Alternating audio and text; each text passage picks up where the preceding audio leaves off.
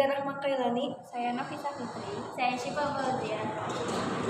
Di sini saya membahas mengenai tentang sistem pembayaran. Pengertian sistem pembayaran adalah seperangkat ketentuan, lembaga, dan mekanisme yang digunakan dalam aktivitas pemindahan uang untuk memenuhi kewajiban dari kegiatan ekonomi. Artinya, sistem pembayaran adalah konsep yang bukan hanya terkait tata cara atau metode pembayaran saja, melainkan juga melibatkan peraturan dan lembaga. Sederhananya, sistem pembayaran adalah sistem yang untuk memindahkan uang dari satu pihak ke pihak lainnya. Hadirnya sistem pembayaran diiringi juga dengan munculnya konsep uang sebagai alat tukar dalam aktivitas jual beli barang dan jasa. Jadi jenis sistem pembayaran ini ada banyak sistem yang digunakan oleh masyarakat dalam melakukan kegiatan transaksi jual beli. Orang-orang tidak hanya bisa membeli suatu produk dengan uang tunai, tapi juga e-money atau bahkan cryptocurrency. Setiap alat pembayaran tersebut dikelompokkan ke dalam dua jenis sistem pembayaran, yaitu sistem pembayaran tunai dan sistem pembayaran non tunai. Pengatur, Bank Indonesia memiliki peran yang sangat penting dalam memastikan kelancaran serta keamanan dalam sistem pembayaran di Indonesia. Beberapa peran bank di Indonesia dalam sistem pembayaran adalah sebagai berikut. Yang pertama adalah lembaga pengawas. Peran ini bertujuan agar transaksi pembayaran yang dilakukan oleh masyarakat dapat berjalan dengan aman dan terhindar dari tindakan penipuan atau kejahatan. Yang kedua adalah lembaga penyelenggara. Pada praktiknya, Bank Indonesia mengatur serta mengawasi infrastruktur sistem pembayaran seperti jaringan ATM, kartu, debit, dan internet banking. Yang ketiga ada penyedia perizinan. Hal ini dilakukan agar lembaga yang melakukan kegiatan dalam sistem pembayaran memiliki legalitas jelas dan dapat dipertanggungjawabkan. Yang keempat ada meminimalisasi risiko dalam sistem transaksi. Hal ini dilakukan dengan mengatur prosedur atau aturan dalam sistem pembayaran, serta memberikan edukasi kepada masyarakat mengenai tindakan yang harus dilakukan agar transaksi mereka aman dan terhindar dari risiko. Yang kelima adalah menciptakan efisiensi dalam proses transaksi. Hal ini dilakukan melalui optimalisasi infrastruktur dan teknologi dalam sistem pembayaran, sehingga proses transaksi dapat dilakukan dengan lebih cepat serta efisien. Yang keenam ada regulator dan fasilitator pengembangan. Hal ini dilakukan dengan mengatur serta mengawasi perkembangan teknologi dan produk, serta mendorong inovasi dalam sistem pembayaran yang dapat mempercepat juga memudahkan transaksi. Bank Indonesia dalam sistem pembayaran selanjutnya adalah sebagai lembaga penyelenggara. Pada praktiknya, Bank Indonesia mengatur serta mengawasi infrastruktur sistem pembayaran seperti jaringan ATM, kartu debit, dan internet. Sejarah singkat tentang uang sebagai alat pembayaran, uang mengalami perjalanan yang panjang. Orang zaman dahulu menggunakan sistem barter untuk mendapatkan barang yang dibutuhkan. Namun, seiring berkembangnya waktu, orang semakin kesulitan menemukan orang yang mau diajak bertukar. Selain itu, orang semakin sulit mendapatkan barang untuk dipertukarkan dengan nilai tukar yang hampir sama atau seimbang. Kemudian, banyak orang memunculkan pemikiran untuk menggunakan benda-benda tertentu sebagai alat tukar. Benda yang digunakan sebagai alat tukar merupakan benda yang diterima umum, bernilai tinggi, dan dibutuhkan.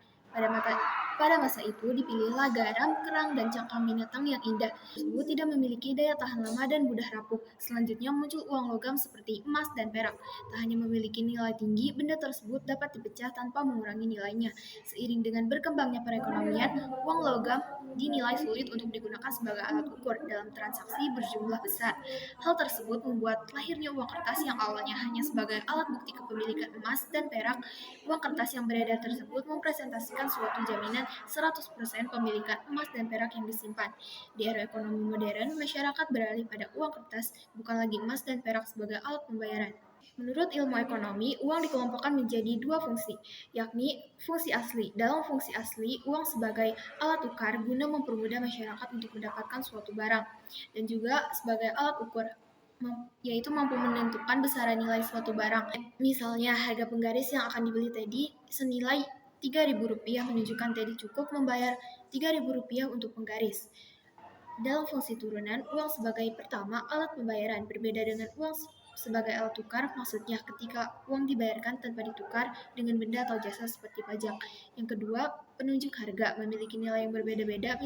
Uang harus memenuhi beberapa syarat agar dianggap sebagai uang, yaitu pertama, bisa diterima oleh masyarakat sebagai alat tukar. Kedua, tahan lama dan tidak mudah rusak. Ketiga, nilainya stabil dan mudah disimpan. Yang keempat, mudah dipindahkan dan digunakan dalam transaksi. Yang kelima, dapat dibagi-bagi tanpa mengurangi nilai. Yang keenam, jumlah uang mencukupi kebutuhan masyarakat. Yang ketujuh, hanya ada satu jenis kualitas uang. Yang kedelapan, jumlah uang relatif terbatas dan sulit dipalsukan. Yang kesembilan, mempunyai bentuk dan ukuran standar.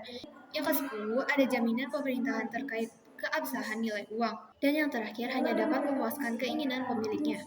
Nilai uang adalah kemampuan uang untuk ditukar dengan barang tertentu. Ada 3 jenis nilai uang. Yang pertama, nilai nominal, yaitu tertera pada mata uang.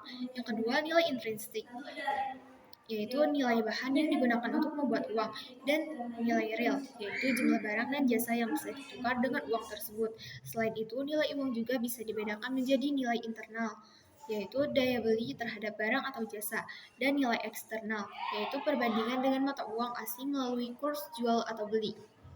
Pengertian alat pembayaran non-tunai. Alat pembayaran non-tunai adalah mekanisme atau cara bayar transaksi yang tidak lagi memerlukan uang fisik. Contohnya antara lain kartu kredit, kartu debit, cek, hingga yang paling mutakhir adalah elektronik atau e-money. Selanjutnya ada perbedaan jenis alat pembayaran tunai dan non-tunai. Perbedaan keduanya terletak pada instrumen yang digunakan.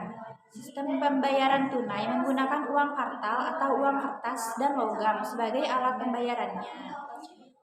Sementara pada sistem pembayaran non-tunai, instrumen pembayaran tidak lagi menggunakan uang dalam bentuk fisik. Lalu ada penyelenggaraan sistem pembayaran non-tunai oleh Bank Sentral Republik Indonesia. Pada sistem pembayaran non-tunai, instrumen yang digunakan berupa alat pembayaran menggunakan kartu APMK, cek, biliet giro, nota debit, maupun uang elektronik atau card based dan server based. Pengelolaan uang rupiah.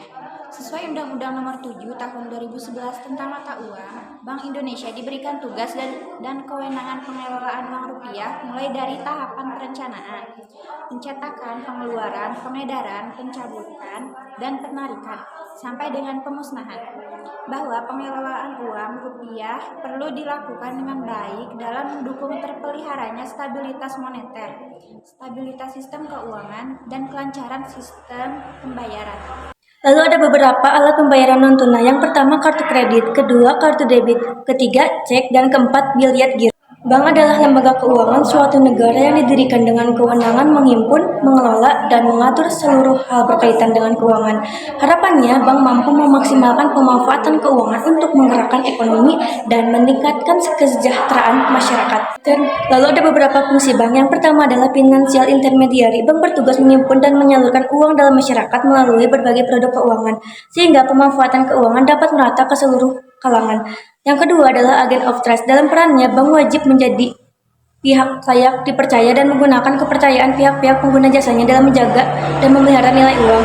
Dan ketiga adalah agent of development. Adanya bank mampu memberikan aktivitas dan layanan kepada masyarakat untuk meningkatkan dan mengembangkan penghasilan melalui investasi. Dan keempat adalah agent of service, yaitu melayani berbagai kepentingan keuangan masyarakat. Berikut adalah klasifikasi umum dari jenis bank. Yang pertama, bank komersial. Bank ini menyediakan layanan keuangan kepada individu, keluarga, dan korporasi. Mereka menawarkan berbagai produk seperti pinjaman, tabungan, kartu kredit, dan investasi.